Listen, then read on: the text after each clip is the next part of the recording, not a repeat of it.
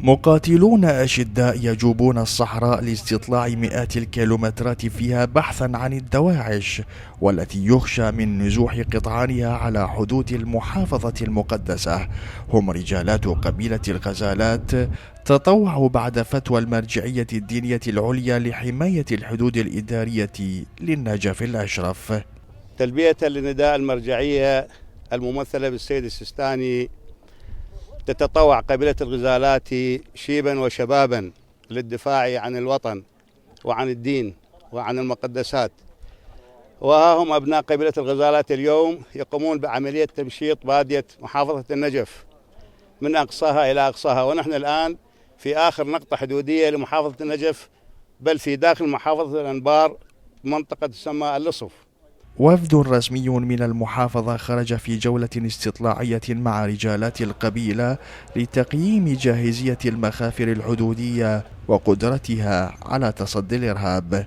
لله الحمد، وجدنا همة عالية، وجدنا معنويات عالية جدا، وجدنا نعم مخافر إداريا تحتاج إلى أن يكون هناك دعم من الدولة، رجال أشداء، أسلحة حقيقة كافية جدا.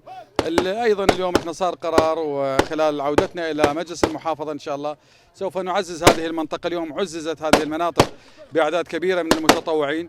أيضا هناك طائرات استطلاع دائما متواجدة في هذه المنطقة. الحين بالتأكيد يعني من جانب الاستخباراتي الشعبي يعني اكو تنسيق عالي مع قيادة حدود المنطقة الخامسة باستثمار كل الساكنين في هذه المنطقة، بدء الرحال، الرعاة، كل العشائر المتواجدة في بادية النجف وأيضا بادية كربلاء إلى حدود كربلاء والرمادي. طبعا هنالك أيضا دعم عشائري كبير جدا، والدليل على ذلك تواجد قبيلة الغزالات وانتشارها في بادية النجف لصد أي عدوان وتمزيق صفوف أي إرهابي يحاول تدنيس أرض النجف.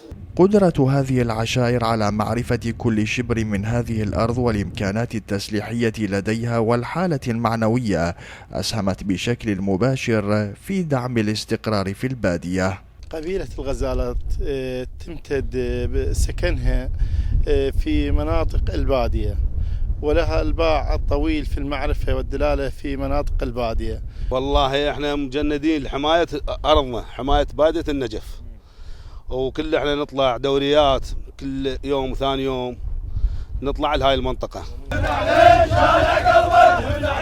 ويبقى التعاون المشترك بين أجهزة الدولة الأمنية مع رجالات العشائر محل ثقة واطمئنان ما دام الوطن والشرف في أولويات الطرفين. من الأراضي المحاذية للحدود السعودية في النجف الأشرف، منتظر الشريفي، قناة العراقية.